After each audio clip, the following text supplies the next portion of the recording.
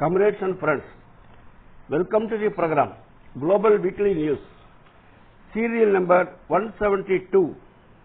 First item, Israel is trying to drag the US into yet another war, Iran says.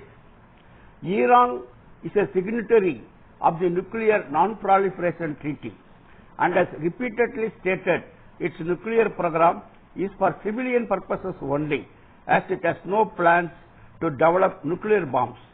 Iran's Foreign Minister Abbas Araghchi claimed that Iran and the United States were on the verge of signing a new nuclear deal in June had the US President not chosen to believe Israel's deceptions about his country being on the verge of making a nuclear bomb within a month. Israel launched military strikes on Iran's civilian and nuclear facilities on 13th June, killing hundreds of people, including top military leaders, scientists, and common civilians.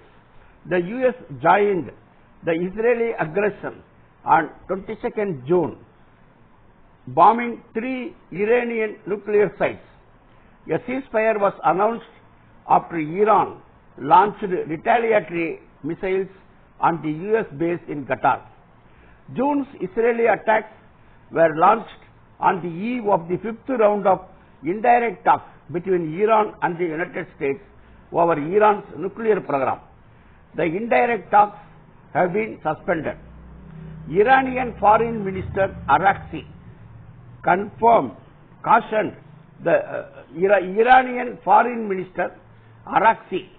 cautioned the US against the fresh Israeli attempts to drag them into yet another war with Iran by lying about its country's defense capabilities, as it did earlier this year in June.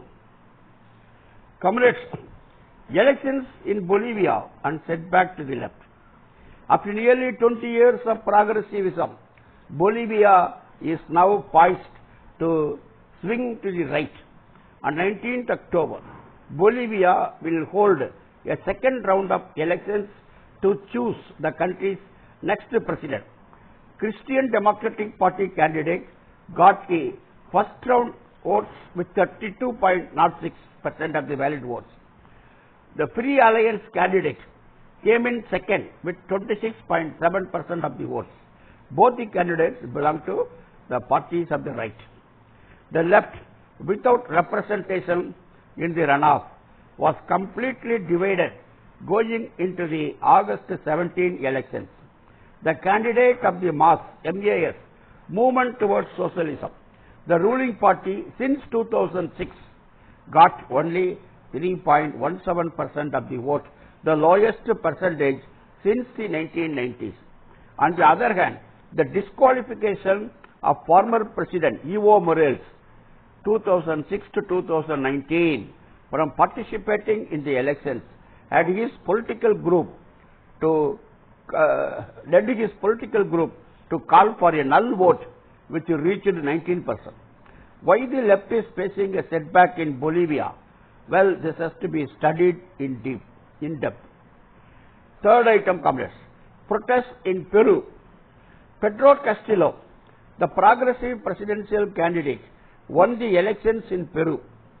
The rightist forces, led by Vice President Dina Boluarte, conducted a coup against Castillo. Castillo was imprisoned.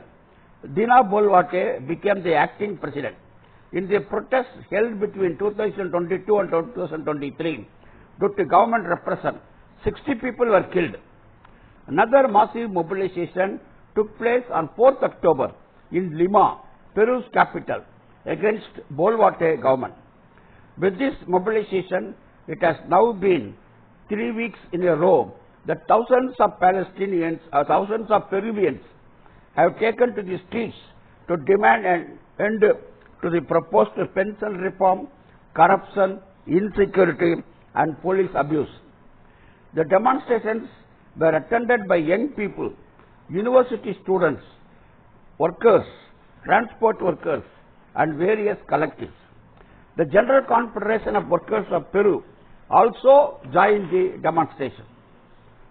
In addition to the demonstrations on 4th October, several dozen transport companies in Peru staged protests against the government of Dina Boluarte on 7th October.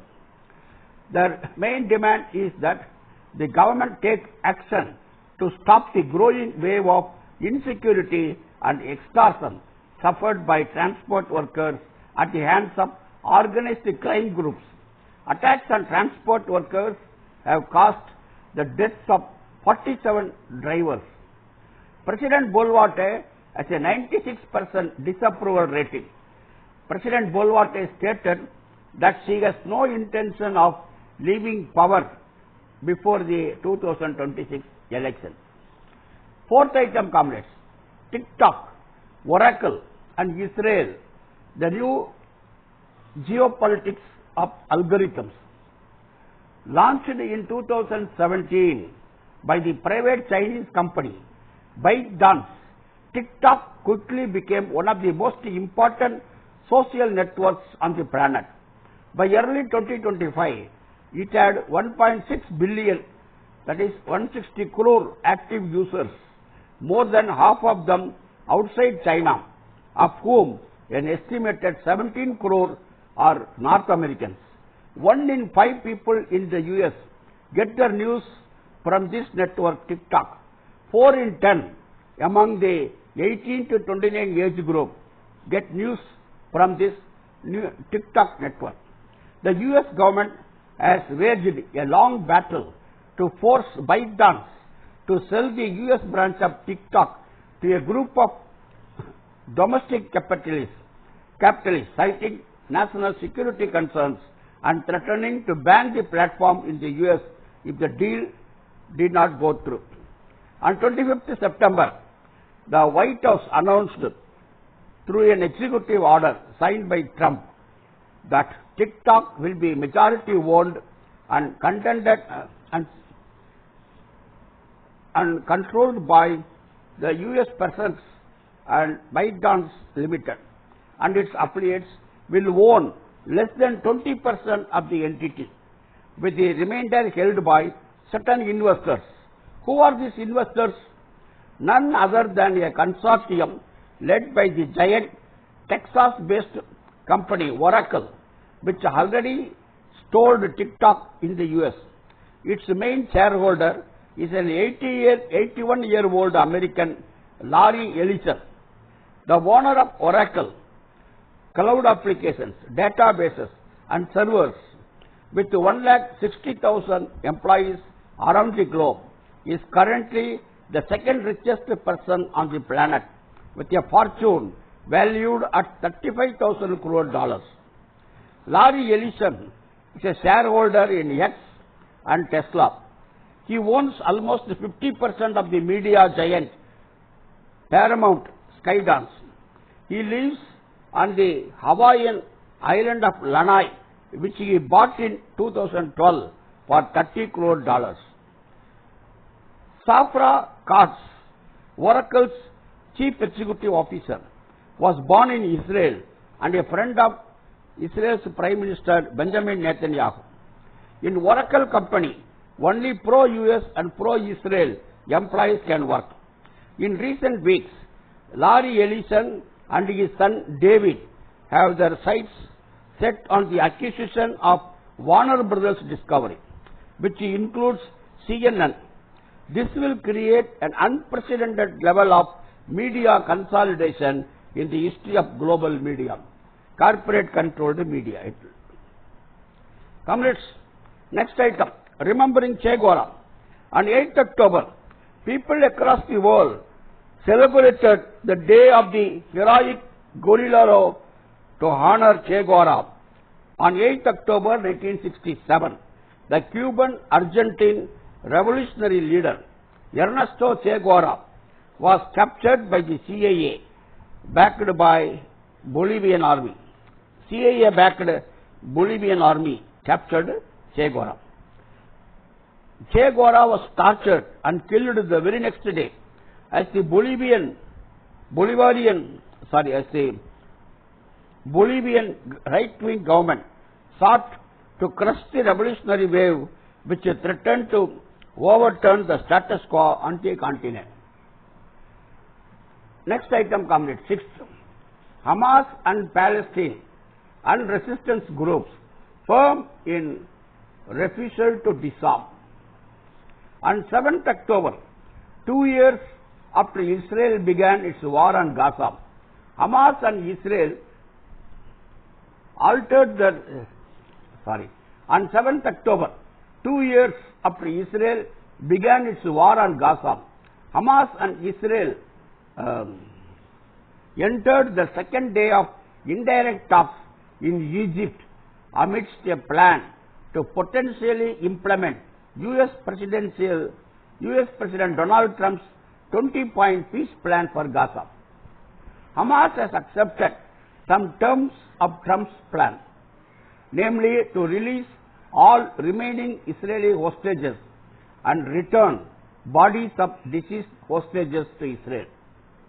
An umbrella of Palestinian resistance groups issued a statement that no one has the right or is permitted to relinquish the weapon of the Palestinian people.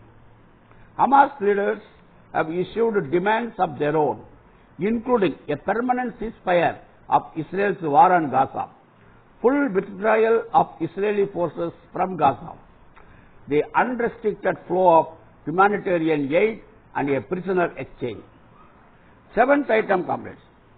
4 lakhs celebrate 1 year of Claudia Sheinbaum.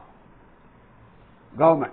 Mass mobilizations have been a feature of Claudia Sheinbaum's first year presiding over Mexico. More than 4 lakh people came out to watch her speak for about an hour on 5th October, reflecting on her and the party's achievements in the first year of her term. In recent weeks, Sheinbaum has visited all 31 states of Mexico, outlining her administration's current projects, plans, and results in each state. Both Sheinbaum and her predecessor Lopez Obrador used to daily host press conferences from Monday to Friday, and then generally traveling to 1 or 2 parts of Mexico over the weekend. This has helped to maintain closer communication and accountability with the people of Mexico. They were able to expose the lies spread by the corporate-owned media. Sheinbaum has successfully defeated the U.S. in its tariff war. She could make the U.S. to withdraw the attempt of unilateral military intervention. Sheinbaum's approval rate is 79%. Highlights of Sheinbaum's 1-year rule are a door-to-door free healthcare system for the elderly, pension to women at the age of 60 years instead of 65 years, universal scholarship for all secondary students in public schools of $103 once in 2 months to cover schooling costs. Mexico has served more than 86,000 deported Mexicans who have been deported from the United States in special comprehensive healthcare centers. Rail projects previously privatized in the late 90s, 3,000 kilometers of railway across the country has been nationalized. About 400 crore cubic meters of water have been deprivatized. Sheinbaum administration will build 17 lakh homes, 4 lakhs of those for Mexicans without social security, and the rest with accessible loan offers for those who earn less than 2 minimum wages. Lastly, funding for scientific projects has gone by 193%. Mexico also recently managed to get the U.S. to sign an agreement to attempt to limit the inflow of weapons from the U.S. into Mexico. U.S. itself has recognized that 74% of weapons used by organized crime groups in Mexico arrive illegally from the United States.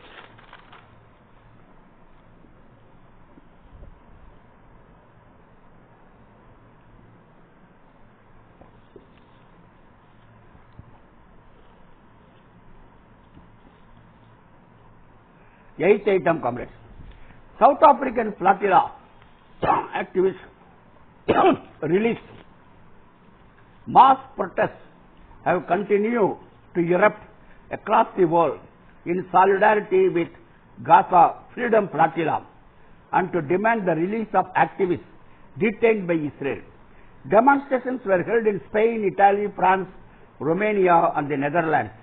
Thousands called for an end to the blockade on Gaza and for the immediate release of those on board the flotilla. Earlier this year, South Africa brought a case before the International Court of Justice on Israel committing genocide against the Palestinian people in Gaza. 6 South African activists detained by Israeli authorities after participating in the Gaza Freedom Flotilla have been released and deported to Jordan following intervention by the South African government and international pressure demanding their release. The South African detainees include the grandson of Nelson Mandela, Mandla Mandela. The South African government reiterated its commitment to protecting its citizens abroad and reaffirmed its solidarity with the people of Palestine. 9th item, comrades. Malaysian flotilla participants return. The Malaysian activists were part of the Sumut Nusantara within the broader Global Sumut Flotilla, GSF. The Global Sumut Flotilla was attacked by the Israeli forces on 2nd October when it was en route to deliver humanitarian aid to the Palestinians in Gaza.